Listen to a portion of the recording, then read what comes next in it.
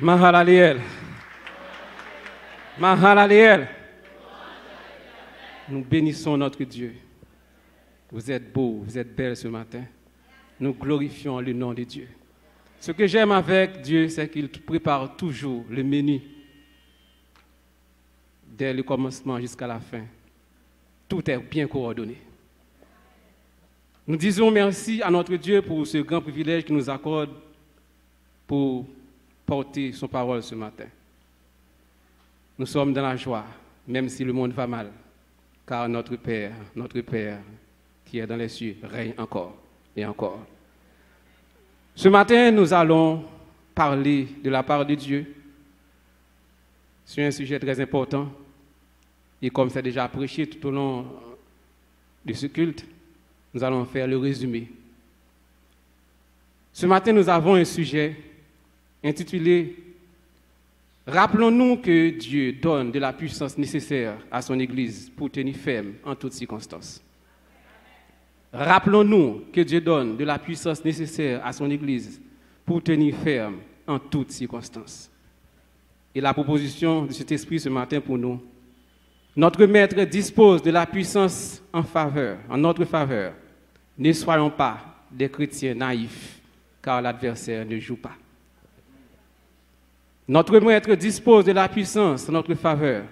Ne soyons pas des chrétiens naïfs, car l'adversaire ne joue pas. Notre texte de référence se trouve dans Luc, chapitre 10, le verset 19.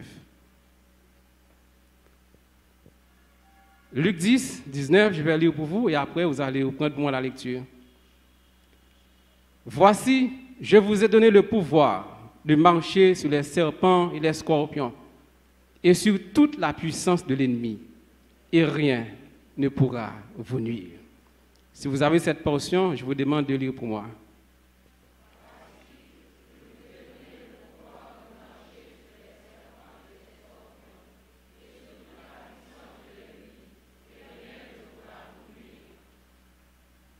Ce verset ne doit pas seulement un verset que nous devons lire, mais ce doit être une conviction, une assurance, une ferme détermination pour comprendre, comme vient de le dire notre berger, nous ne sommes pas n'importe qui.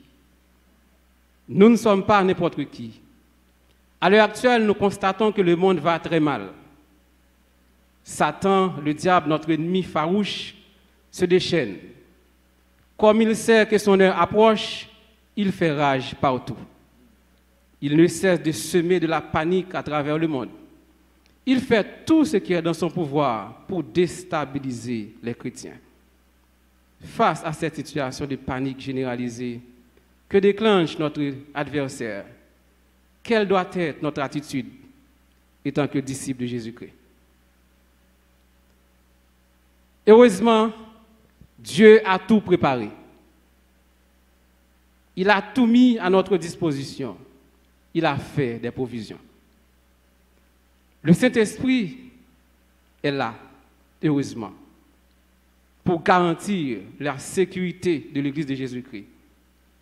Encore plus, bien avant sa mort, notre Seigneur Jésus-Christ a prié pour son Église, dans Jean 17, le verset 9.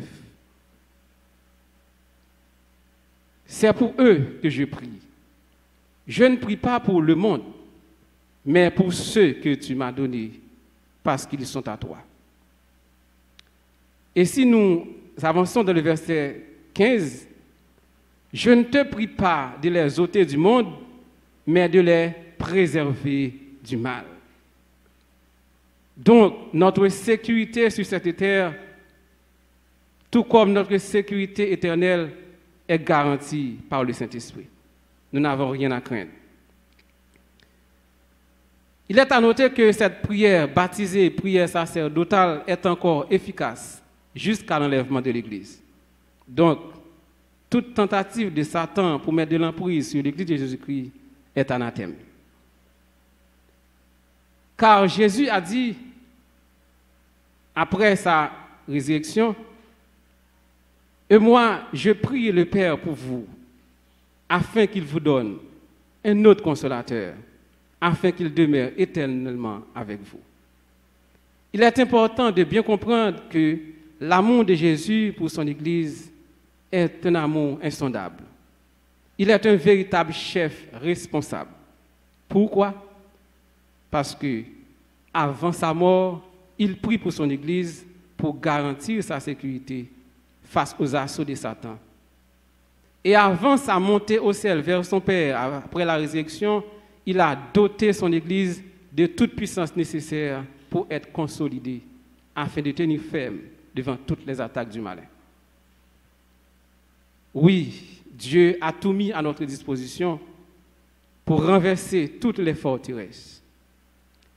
C'est pourquoi nous disons que les chrétiens ne sont pas des gens ordinaires devant les démons.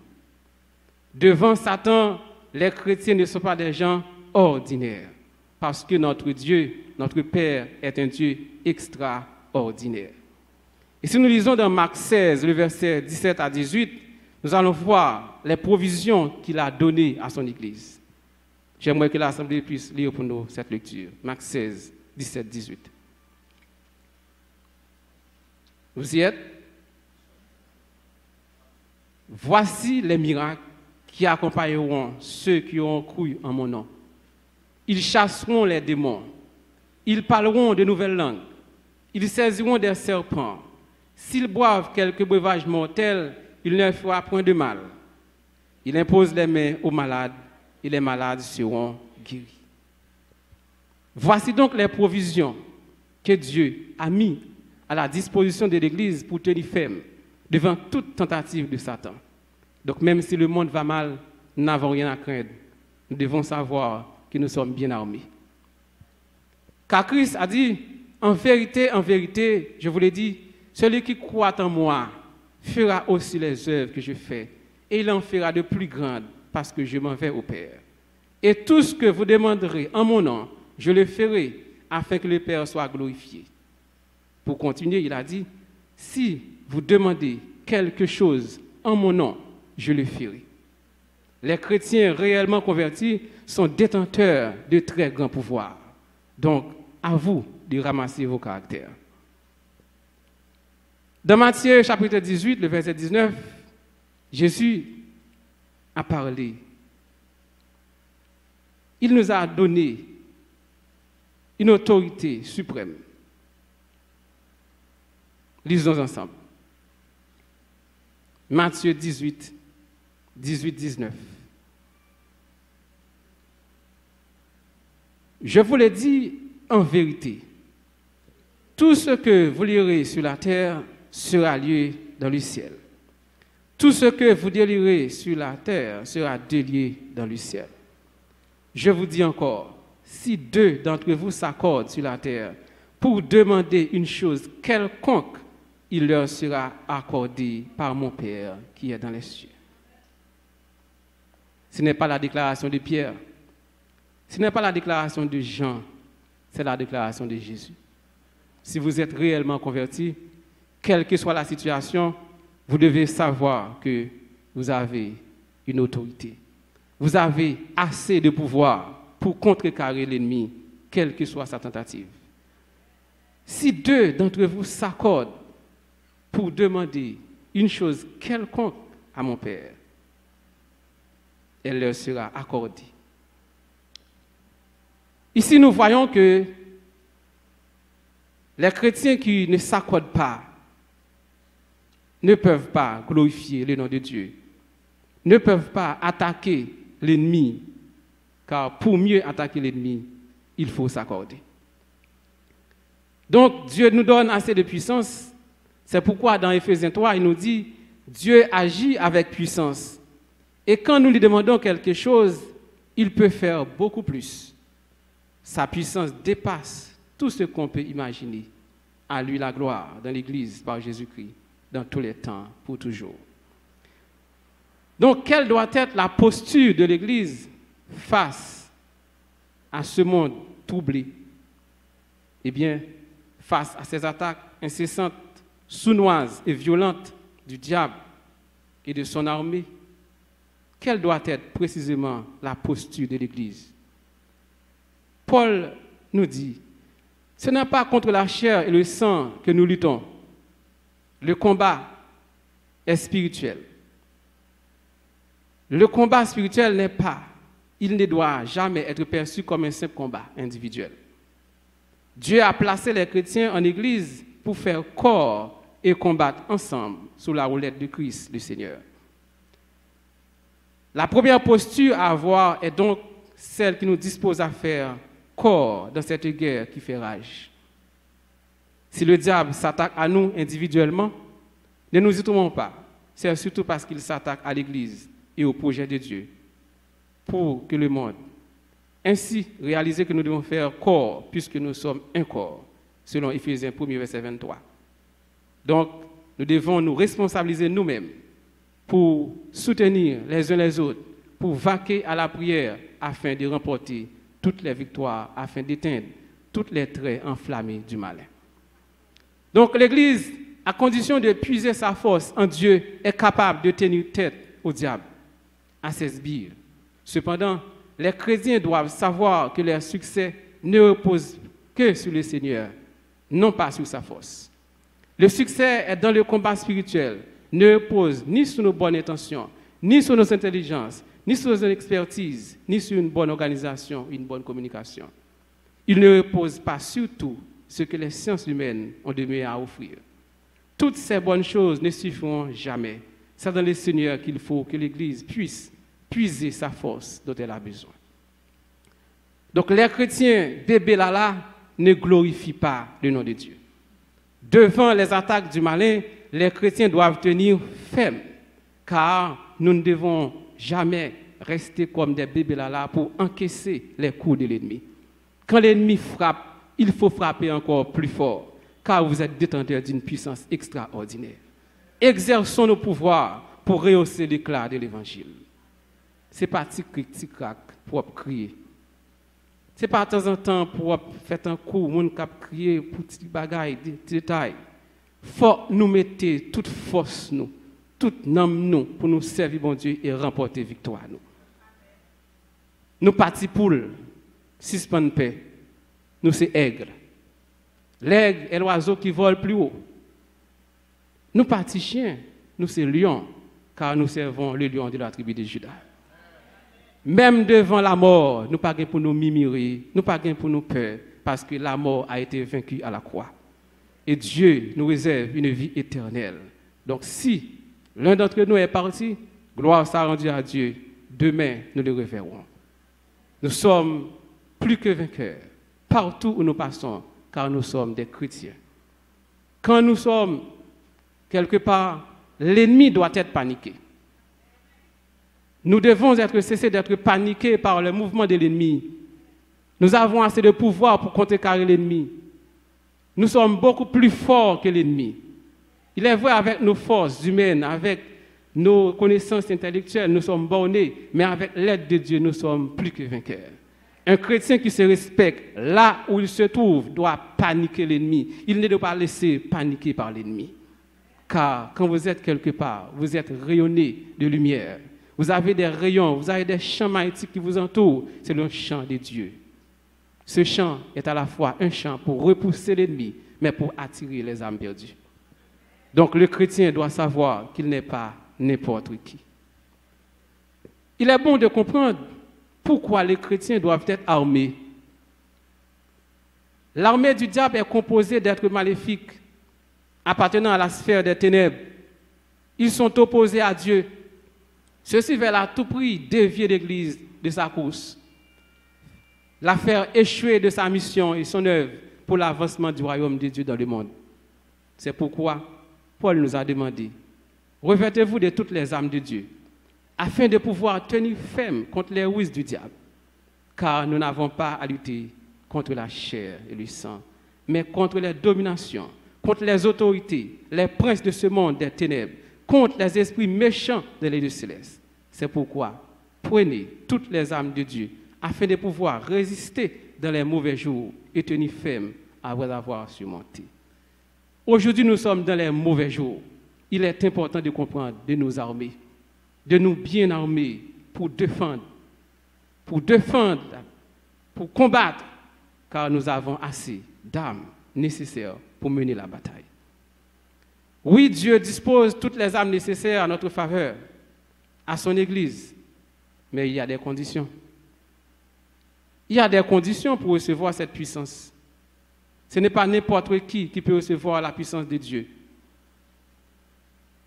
Car dans Actes 1er, le verset 8, Jésus a dit, vous recevez une puissance et le Saint-Esprit en survenant sur vous et vous serez mes témoins à Jérusalem, dans la Judée, dans la Samarie et jusqu'aux extrémités de la terre. Donc pour recevoir la puissance de Dieu, il faut avoir une mission à accomplir pour Dieu. Dieu ne va pas vous donner de la puissance nécessaire pour combattre si vous n'avez pas une mission à accomplir. Il est vrai que nous jouissons de toutes les grâces universelles de Dieu, mais quant à sa puissance pour combattre les ténèbres, les forces des ténèbres, il faut être en mission pour Dieu. Et la mission doit commencer d'abord chez vous, à Jérusalem. À Jérusalem, c'est votre maison. À Jérusalem, c'est votre bureau. À votre Jérusalem, c'est là où votre commerce se trouve. Vous devez faire briller la gloire de Dieu partout où vous passez. Dès le premier jour, vous avez accepté Christ comme sauveur. Vous êtes déjà ciblé par l'ennemi. C'est pourquoi il n'est pas prudent de rester comme des chrétiens lâches, comme des chrétiens naïfs, comme des chrétiens ignorants, car Dieu a tout mis à notre disposition pour combattre l'ennemi. C'est pourquoi, dans Hébreux, chapitre 11, verset 6, pour recevoir cette puissance, nous devons être agréables à Dieu et nous devons lui plaire. Regardons ensemble Hébreux 11, le verset 6.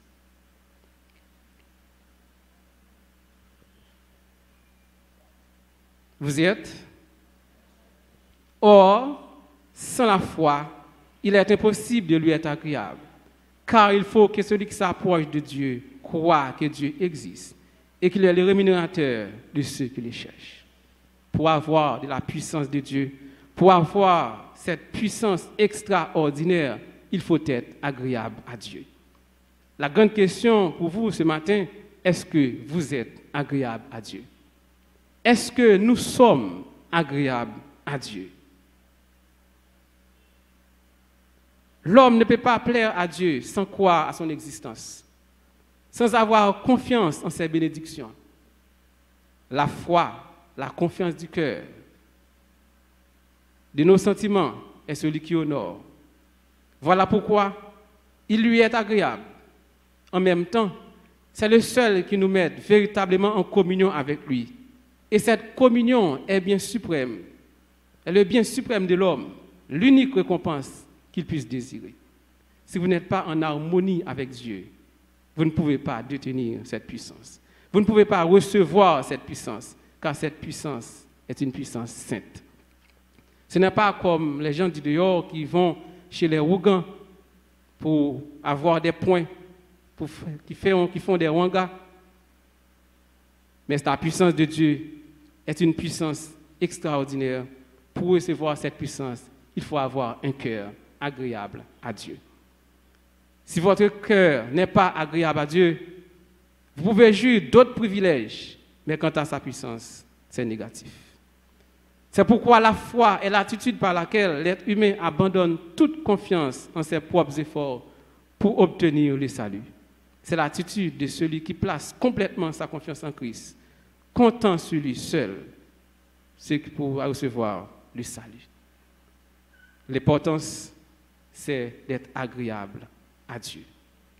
Mais comment être agréable à Dieu? Pour être agréable à Dieu, il y a beaucoup de choses à faire. Mais nous allons voir 3 points essentiels. Le premier pas à faire pour être agréable à Dieu, c'est de naître de nouveau. Dans Jean 3, Jésus a dit à Nicodème, en vérité, je te le dis, si un homme ne naît de nouveau, il ne peut voir le royaume de Dieu. Pour être agréable à Dieu, il faut être qualifié comme enfant de Dieu, comme enfant du royaume. C'est pourquoi il est important d'être dans la nouvelle naissance. La deuxième chose que nous devons savoir, c'est de se dépouiller du vieil homme en vous détachant des œuvres de la chair. Pour être agréable à Dieu, premièrement, il faut naître de nouveau. Deuxièmement, il faut se dépouiller du vieil homme, c'est-à-dire en vous détachant des œuvres de la chair. Nous trouvons ce texte de référence dans Éphésiens 4, du verset 20 à 24, que nous vous demandons de lire avec nous. Éphésiens 4, du verset 20 à 24. Si vous êtes prêts, nous allons ensemble. Vous y êtes? Allons.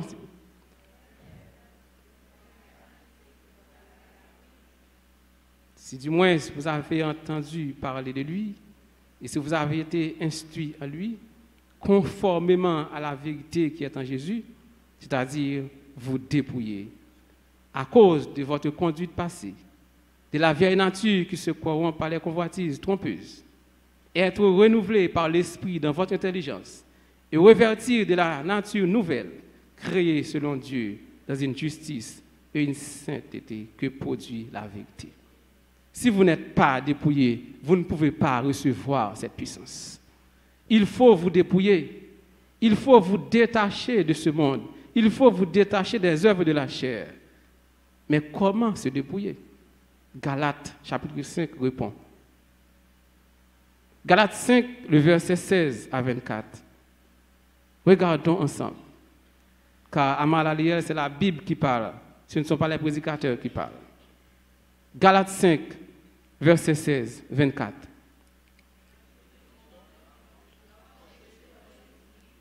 Et vous n'accomplirez pas les œuvres de la chair, car la chair a des désirs contraires à ceux de l'esprit, et l'esprit en a des contraires à ceux de la chair.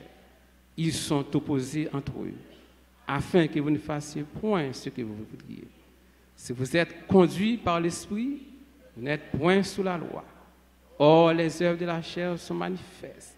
Ce sont l'indicité, la dissolution, l'idolâtrie, la magie, les inimitiés, les querelles, les jalousies, les animosités, les disputes, les divisions, les sectes, l'envie, l'ivrogne, les excès de table et les choses semblables. Je vous dis d'avance, comme je l'ai déjà dit, que ceux qui commettent de telles choses n'hériteront point le royaume de Dieu. Mais le fruit de l'esprit, c'est l'amour, la joie, la paix, la patience, la bonté, la bénignité, la fidélité, la douceur, la tempérance. La loi n'est pas contre ces choses. Ceux qui sont en Jésus-Christ ont crucifié la chair avec ses passions et ses désirs. Devant vous, vous avez deux tableaux. Vous allez regarder dans ces deux tableaux. Vous avez checké dans ces deux tableaux ce qui est chez vous. Vous allez voir dans quel camp vous êtes. Est-ce que vous marchez selon la chair? Est-ce que vous marchez selon l'esprit? Avec l'intelligence de cet esprit, vous allez tout de suite découvrir est-ce que vous êtes en mesure de recevoir cette puissance ou non. La troisième chose que nous devons comprendre pour recevoir cette puissance, c'est de rester attaché et connecté à Dieu. Nous trouvons cette portion dans Jean chapitre 15. Jean chapitre 15.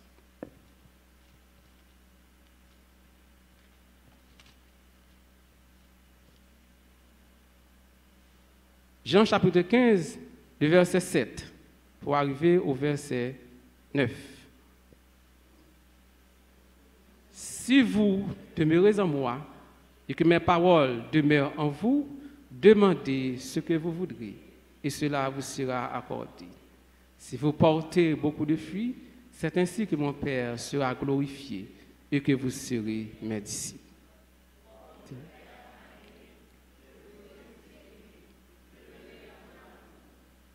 Amen. Donc, Dieu nous demande de rester attachés à lui. Mais si nous lisons ensemble, dans le verset 1er jusqu'au verset 5, nous allons voir les paroles de Dieu qui nous demandent, quand nous sommes attachés au sceptre, qu'est-ce qui se passe dans notre vie? Je suis le vrai cep, et mon Père est le vigneron. Tout sarment qui est en moi et qui ne porte pas de fruit, il le retranche. Et tout sarment qui porte du fruit, il le monte, afin qu'il porte encore du fruit. Déjà, vous êtes purs à cause de la parole que je vous ai annoncée. Demeurez en moi, et je demeurerai en vous, comme le sarment ne peut posséder s'il ne demeure pas attaché au cep. Ainsi, vous ne levez pas non plus. Si vous demeurez en moi, je suis le cep, vous êtes les sarments. Celui qui demeure en moi et en qui je demeure porte beaucoup de fruits, car sans moi, vous ne pouvez rien faire. Voici les 3 conditions que nous devons réunir pour recevoir cette puissance. Nous devons naître de nouveau. Nous devons nous dépouiller du vieil homme, c'est-à-dire nous débattir de la chair et du sang. Et nous devons rester attachés à Dieu, rester connectés à Dieu en Jésus-Christ. Ce matin, Marie-Aliel doit comprendre que le Dieu que nous servons est un Dieu tout-puissant. Puisque nous servons un Dieu tout-puissant, ses enfants sont aussi des enfants tout-puissants. C'est pourquoi les chrétiens qui ont de la peur, qui éprouvent de la crainte, ce matin, nous vous demandons de vous ressaisir, de vous armer de courage pour maîtriser, pour comprendre la parole de Dieu est oui et amen. Quand nous recevons cette puissance n'est pas pour nous. Cette puissance est là pour nous aider à faire face aux ennemis, mais aussi elle est là pour répandre la bonne nouvelle, selon Acte 1er, le verset 8 que nous venons de lire. Cette puissance est aussi là pour nous aider à nous réjouir dans le Saint-Esprit, selon le Romains 15, le verset 13. Cette puissance aussi est là pour nous aider à être les témoins de Jésus partout où nous passons. Avec cette puissance, nous devons prêcher la parole de Dieu pour être le témoin du salut. Cependant, il y a des conditions pour bien comprendre cette puissance. Ce n'est pas une puissance qui vous donne autorité sur les autres. Cette puissance n'est pas là pour faire passer votre droit sur les autres. Cette puissance est au nom de Jésus. Elle vous aide à répandre sa parole, pas à établir votre propre gloire, mais pour glorifier le nom de Dieu. Elle ne rend pas aussi l'individu qui la possède plus importante que les autres, car Jésus a dit, car quiconque s'élève sera abaissé, et quiconque s'abaisse sera élevé. Cette puissance est aussi une puissance extraordinaire. Cette puissance n'est pas une excuse pour faire du mal à personne. Alors qu'elle vous donne la force de faire du bien, car Paul a dit, « Je puis tout par celui qui me fortifie » dans Philippiens 4, verset 13. L'Église doit savoir que devant la puissance démoniaque satanique, elle n'a pas à ménager cette puissance. Elle doit déclencher toutes ses forces pour ébranler les fondements de l'ennemi. Mais cependant, face à une personne animée d'un esprit impur, il faut faire 2 opérations. La première opération, c'est de chasser le démon, et la deuxième opération, c'est de ramener cette âme à Christ. Comme un bon soldat de Dieu, comme un franc-tireur, même si le kidnappeur kidnappe une personne, comme un exemple, vous devez faire attention à ne pas faire de dommages collatéraux. C'est-à-dire, il faut chasser le démon, il faut sauver la victime. Dans des films, nous voyons très bien quand les terroristes attaquent une personne et mettent un otage en situation difficile, le franc-tireur a une capacité pour tirer les terroristes, mais pour sauver l'otage. C'est la responsabilité du chrétien. Le chrétien a pour responsabilité de défendre le royaume de Dieu en libérant les captifs. Vous avez reçu de la puissance, non pas pour faire du mal, mais pour faire du bien. Si nous voyons dans Luc chapitre 9, nous allons voir un exemple. Quand Jésus avait demandé à ses disciples de préparer pour lui un hébergement, regardons ensemble ce que Jésus a dit. Luc chapitre 9. Luc chapitre 9. Nous allons lire le verset 52. Lisons ensemble.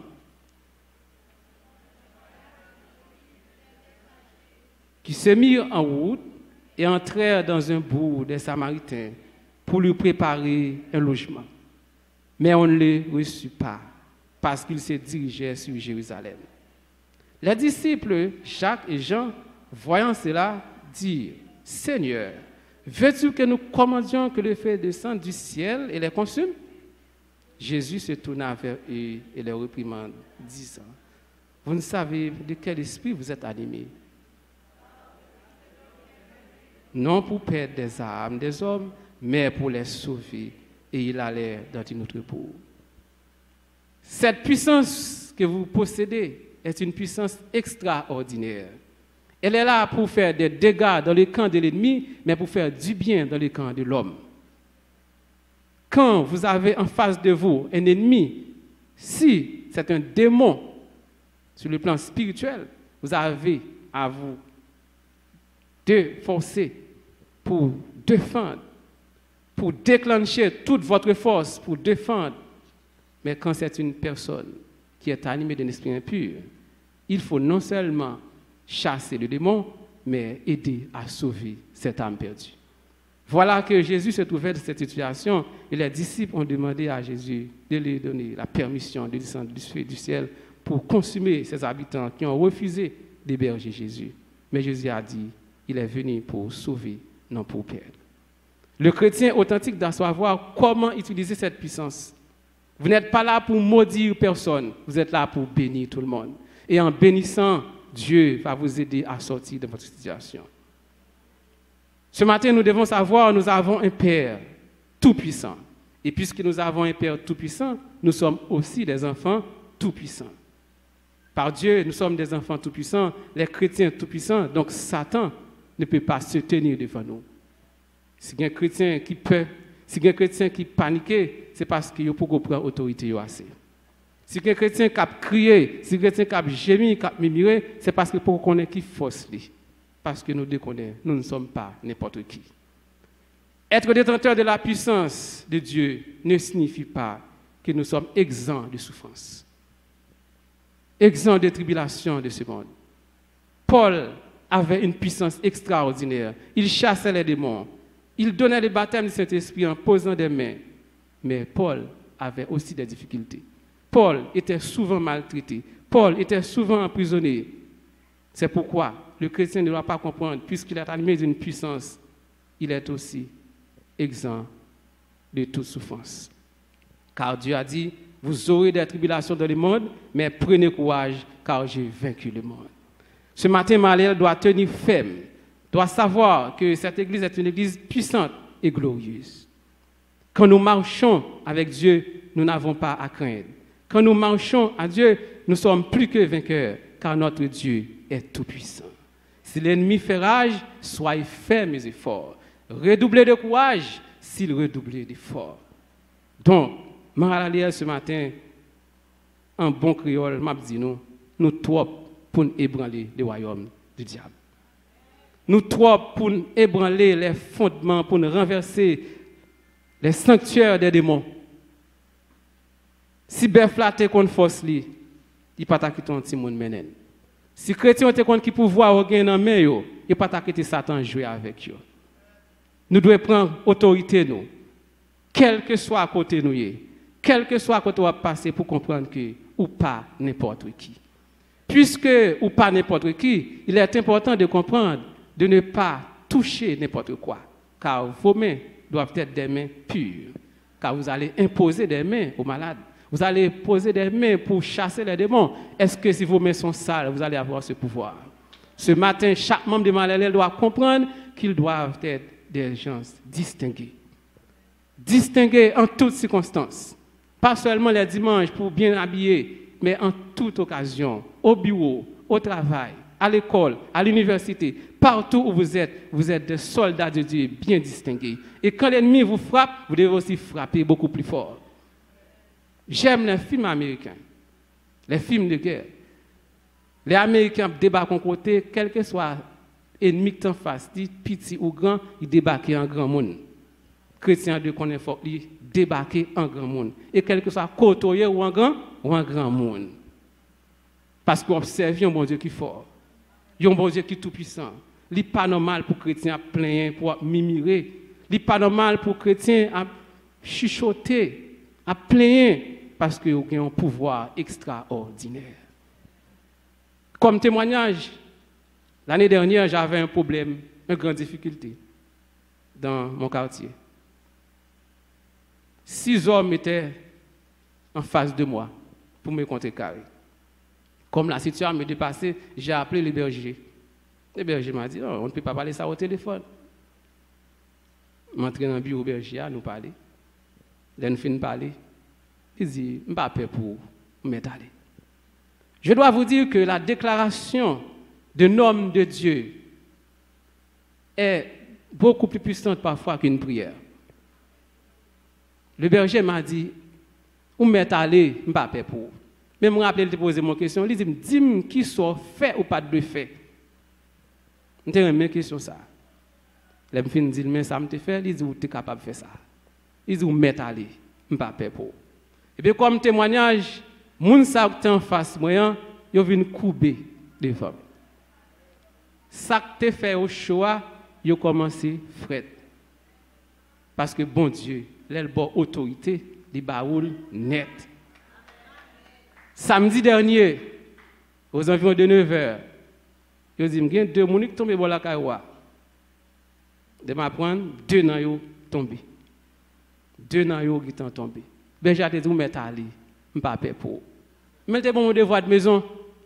Pendant que je parlais, je me rappelais, je me disais, ou pas qu'on parle avec yo, ou pas t'arrêter mais parler avec yo. Je saute là vers 8h30 pour m'aller dans la ville. Rivé, la pluie déclenchée. Et puis, toute semaine, je m'entends des voix berger qui disent, ou pas t'arrêter mais parler avec yo. Et puis finalement, je me suis dit, il y a des plus chaud. Je me dis, mon cher, je me rencontre telle date, tel côté. Monsieur dit, pas un problème. Effectivement, monsieur vient à tous les 6 nègres. Il faut me dire, nous, 2 nègres, c'est nègres qui fait grand collège déjà, qui étaient dans le pénitencier, qui ont été sauvés, ils ont été en pigé penni.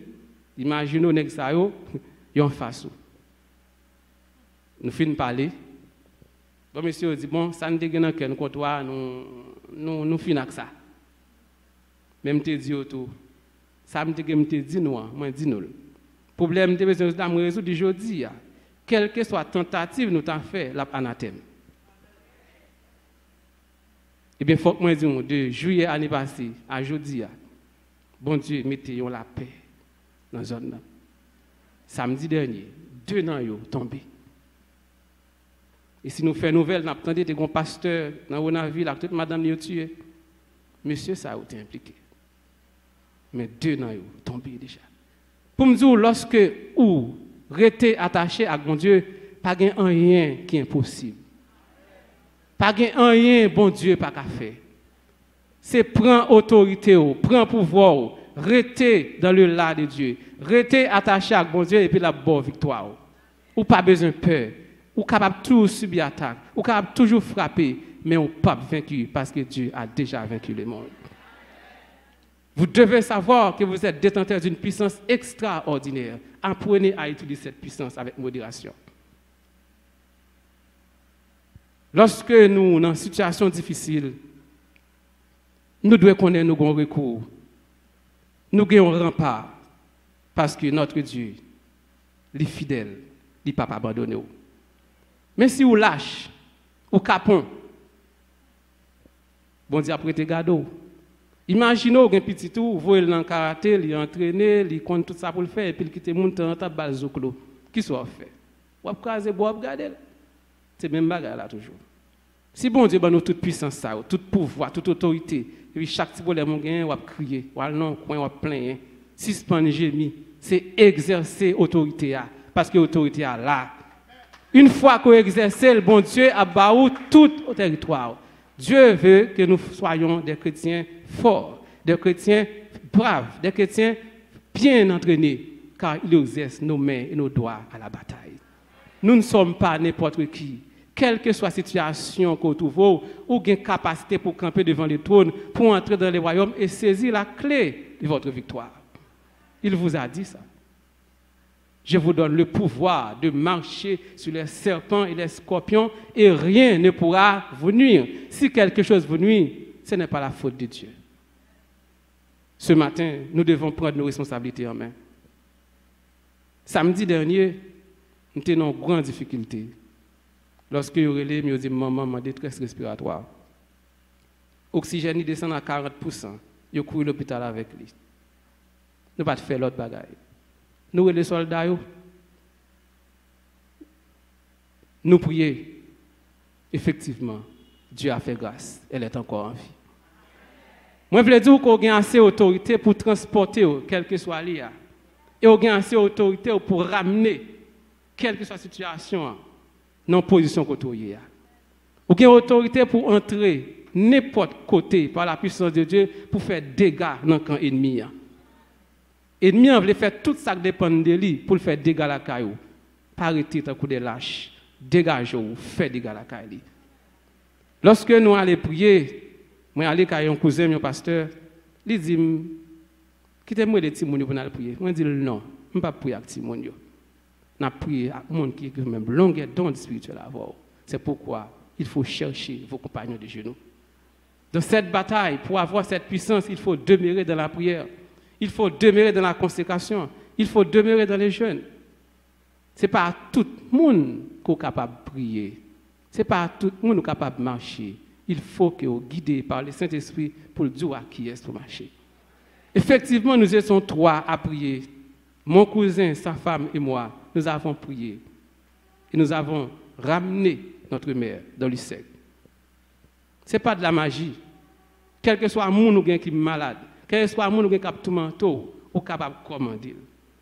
Si son esprit satanique cap tout manteau, ou un pouvoir pour chasser.